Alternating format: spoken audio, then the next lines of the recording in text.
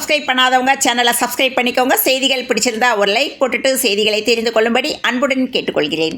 இன்றைய முக்கிய செய்திகள். பெரம்பூர் தொகுதியில் வெற்றி பெற்றதற்கான சான்றிதழை பெறுவதற்காக விஜய் நேற்று தனது வீட்டிலிருந்து புறப்பட்டார். செல்லும் வழியெங்கும் மக்கள் அவருக்கு உற்சாக வரவேற்பு அளித்தனர். இதனைத் தொடர்ந்து சென்னை அடையாறில் உள்ள தனது தந்தை SA சந்திரசேகர் மற்றும் தாய் ஷோபா ஆகியோரின் இல்லத்திற்கு சென்ற விஜய் அவர்களை நேரில் சந்தித்து ஆசி பெற்றார். தனது மகனின் இந்த வரலாற்று சிறப்புமிக்க வெற்றியை கண்டு அவரது பெற்றோரும் குடும்பத்தினரும் மிகுந்த நிகழ்ச்சியில் ஆழ்ந்துள்ளனர். இந்த சந்திப்பு தொடர்பான புகைப்படங்கள் தற்போது இணையத்தில் வைரலாகி வருகின்றன. தமிழக சட்டசபை தேர்தலில் எந்த கட்சிக்கும் பெரும்பான்மை கிடைக்காத நிலையில் அதிக தொகுதிகளை தன்வசம் வைத்துள்ள தாவேகா ஆதரவு கேட்டு காங்கிரஸ் கட்சியை நாடியுள்ளதாக அக்கட்சியின் வேணுகோபால் தெரிவித்துள்ள நிலையில் காங்கிரஸ் கட்சி துரோகிகள் என்று திமுக செய்தி தொடர்பாளர் சரவணன் குறிப்பிட்டுள்ளார். அதே சமயம் தேர்தலுக்கு முன்பே காங்கிரஸ் தாவேகாவுடன் கூட்டணி அமைக்க முயற்சித்ததாக தகவல்கள் வெளியான நிலையில் திமுக கூட்டணியில் 5 தொகுதிகளில் வெற்றி பெற்றுள்ள காங்கிரஸ் கட்சியிடம் தாவேகா தலைவர் விஜய் ஆதரவு கேட்டுள்ளதாக அக்கட்சியின் மூத்த தலைவர் வேணுகோபால் தெரிவித்துள்ளார். தாவேகாவுக்கு ஆதரவு கொடுப்பது குறித்து காங்கிரஸ் கட்சியின் மூத்த தலைவர் ராகுல் காந்தி, கட்சியின் தலைவர் மல்லிகார்ஜுன கார்கே, KC வேணுகோபால் ஆகியோர் டெல்லியில் ஆலோசனை நடத்தி வருகின்றனர். காங்கிரஸ் கட்சி தாவேகாவுக்கு ஆதரவு கொடுக்குமா என்பது குறித்து நாளை அதிகாரப்பூர்வ அறிவிப்பு வெளியாகும் என்றும், வெற்றி பெற்ற 5 காங்கிரஸ் MLAக்களும் தாவேகா கூட்டணிக்கு சம்மதம் தெரிவித்துள்ளதாகவும் தகவல் வெளியாகியுள்ள நிலையில் தாவேகாவுக்கு ஆதரவு அளிப்பதால் காங்கிரஸ் கட்சி துரோகிகள் என்று திமுக செய்தி தொடர்பாளர் சரவணன் குறிப்பிட்டுள்ளார்.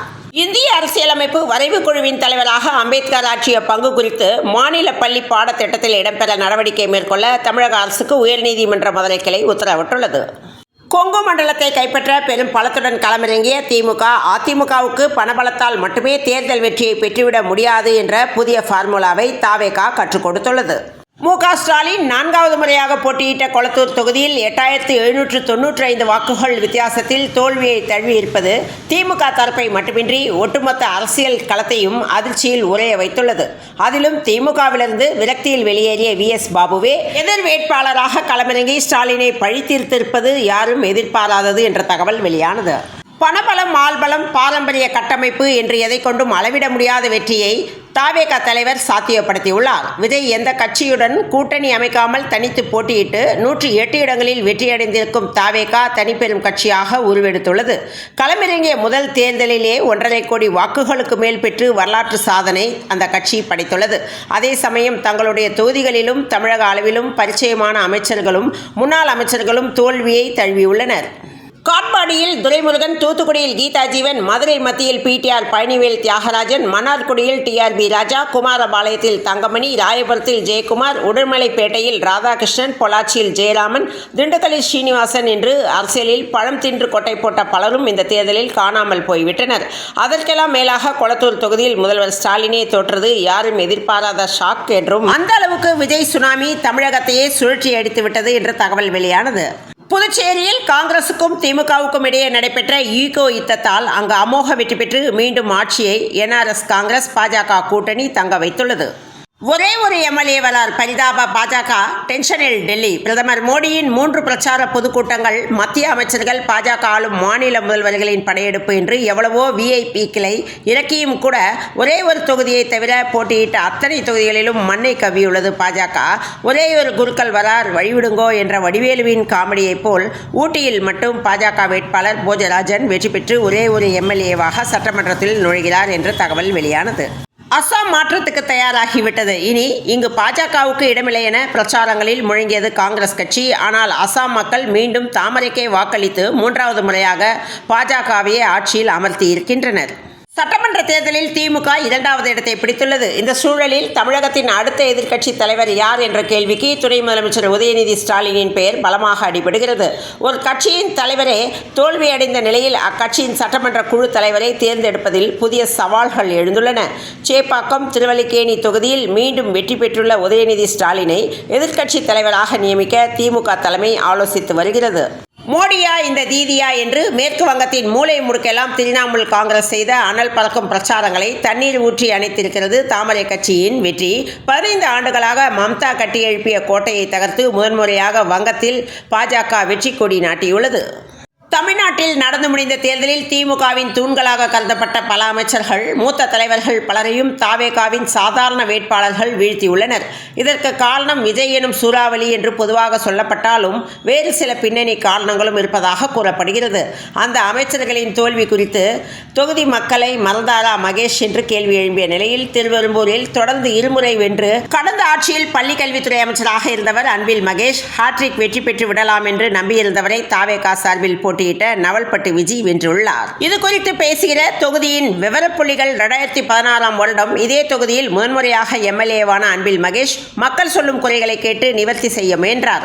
ஆனால் 2021 மறுபடியும் வென்று அமைச்சரான பிறகு மக்களின் குறைகளை காது கொடுத்து கேட்கவில்லை எனவும் கட்சியினரையும் மதிக்கவில்லை, குறிப்பாக சர்வீஸ் ரோடு இல்லாதது, அரியமங்கலம் குப்பை கிடங்கை அகற்றாதது உள்ளிட்ட பிரதான பிரச்சனைகளில் நடவடிக்கை எடுக்காதது மக்களிடம் வெறுப்பை ஏற்படுத்தியது என்று தெரிவித்துள்ளனர். என் கந்தவேல் கோவையிலிருந்து அனுப்பிய இமெயில் கடிதத்தில் ராமாயணம், மகாபாரதம் போன்ற காவியங்களில் தாடகை, சூர்பனகை, இடும்பி, பூதகி போன்ற கதாபாத்திரங்கள் குறித்து படித்திருப்போம். இவர்கள் அனைவரும் தர்மத்திற்கு எதிரானவர்கள், சுயநலத்திற்காக அராஜகங்களை அரங்கேற்றியவர்கள். இவர்கள் அத்தனை பேரையும் மிஞ்சிய ஒரு கதாபாத்திரம் இருக்கிறது என்றால் அதுதான் மேற்கு வங்க முதல்வர் மம்தா பானர்ஜி என்றும், அரசியல்வாதிகளின் பதவி வெறி எந்த அளவுக்கு குற்ற செயல்களில் ஈடுபட வைக்கும் என்பதற்கு மம்தா மிகச் சிறந்த எடுத்துக்காட்டு எனவும், வாக்காளர் சிறப்பு தீவிர திருத்தத்தின் போதே சட்டவிரோத குடியேறிகளின் ஓட்டு வங்கியை மனதில் வைத்து எஸ்ஐஆர் பணியை நிறைவேற்ற பல முட்டுக்கட்டைகள் போட்டார். வங்கதேசத்தில் இருந்து சட்டவிரோதமாக மேற்கு வங்கத்தில் குடியேறியுள்ளவர்களின் பெயர்களை வாக்காளர்கள் பட்டியலில் இருந்து நீக்கக்கூடாது என்று முரண்டு பிடித்து வன்முறையை கட்டவிழ்த்து விட்டார். அவற்றை தேர்தல் கமிஷன் கண்டுகொள்ளாததால் தேர்தல் கமிஷன் பிரதமர் மோடி, உள்துறை அமைச்சர் அமித்ஷா போன்றோர் மீது குற்றம் சாட்டி உயர்நீதிமன்றம், உச்சநீதிமன்றம் என வழக்கு தொடுத்து மூக்கற்பட்டார். எஸ்ஐஆர் பணி குறித்து மம்தாவின் குற்றச்சாட்டு உண்மையா என்று ஆய்வு செய்ய சென்ற உச்சநீதிமன்ற நீதிபதிகளை அக்கட்சி குண்டர்கள் சிறைப்பிடித்து ஒரு அறையில் அடைத்து வைத்து கொடுமை செய்ய உச்சநீதிமன்றத்தின் கடும் கண்டனத்திற்கு மம்தா ஆளாகியுள்ளார். தன் திட்டங்கள் எதுவும் போனியாகவில்லை என்றதும் ஓட்டுப்பதிவு இயந்திரத்தில் பாஜகவின் தாமரை சின்னம் இருந்தால்தானே வாக்காளர்கள் அந்த சின்னத்தை அழுத்துவர் என்றும், 24 பர்கானா மாவட்டத்தில் உள்ள பால்டா தொகுதியில் உள்ள ஓட்டுச்சாவடிகள் அனைத்திலும் ஓட்டுப்பதிவு இயந்திரத்தில் இருந்த தாமரை சின்னத்தின் மீது டேப் போட்டி மறைத்துள்ளார். இந்த திருட்டுத்தனத்தை கண்டுபிடித்த தேர்தல் கமிஷன் பால்டா தொகுதியில் உள்ள அனைத்து ஓட்டுச்சாவடிகளுக்கும் மறுதேர்தல் அறிவித்துவிட்டது. இப்படி பல தில்லாலங்கடி வேலைகளை பார்த்தும் மம்தாவின் சதித்திட்டம் நிறைவேறவில்லை எனவும், தற்போது வெளியாகியுள்ள தேர்தல் முடிவில் பாஜக 20 தொகுதிகளில் வெற்றி பெற்று மம்தாவின் 15 ஆண்டுகால காட்டு தர்பார் ஆட்சிக்கு முடிவுரை எழுதி வீட்டுக்கு அனுப்பிவிட்டது என்று தெரிவித்துள்ளனர். சந்தித்த முதல் தேர்தலிலேயே இப்படியான சாதனை வெற்றியை பெற்றிருக்கும் விஜய்க்கு திரைத்துறையினர் மற்றும் அரசியல் கட்சியினர் பலரும் வாழ்த்து தெரிவித்து வருகின்றனர். இப்படியான பெருவெற்றியை சாத்தியப்படுத்தி இருக்கும் விஜய் மக்களுக்கு நன்றி தெரிவித்து பதிவு ஒன்றை சமூக வலைதள பக்கங்களில் பதிவிட்டுள்ளார்.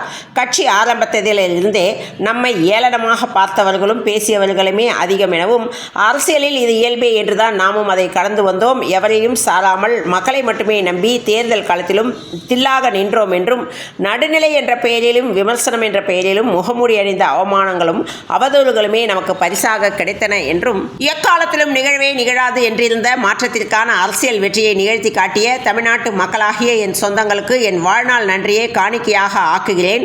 நம் சொந்தங்களுக்கு நன்றி செலுத்தும் அதே வேளையில் நம் கழக தோழர்கள், அனைத்து நிலை நிர்வாகிகள், விர்ச்சுவல் வாரியர்ஸ் என உங்கள் ஒவ்வொருவருக்கும் தனித்தனியாக என் நெஞ்சார்ந்த நன்றிகளை தெரிவித்துக் கொள்கிறேன் எனவும், இவ்வேளையில் நமக்கு இந்த தேர்தலில் வாக்களிக்க மறந்தாலும் எதிர்வரும் காலங்களில் நம்மை அதிகமாக நேசிக்க போகும் நம் சொந்தங்களுக்கும் என் அன்பை தெரிவித்துக் கொள்கிறேன் என்று பதிவிட்டுள்ளார். தயாரிப்பாளரும் நடிகர் ஜீவாவின் தந்தையுமான ஆர்பி சௌத்ரி விபத்தில் சிக்கி அகால மரணம் அடைந்துள்ளார். தமிழ் சினிமாவில் முக்கியமான பல திரைப்படங்களை தயாரித்தவர் super good films RB Choudhary இளம் இயக்குநர்களுக்கு வாய்ப்பளித்து திரையுலகை வாழ வைத்தவர் என்று ரஜினிகாந்த் இரங்கல் தெரிவித்துள்ளார்.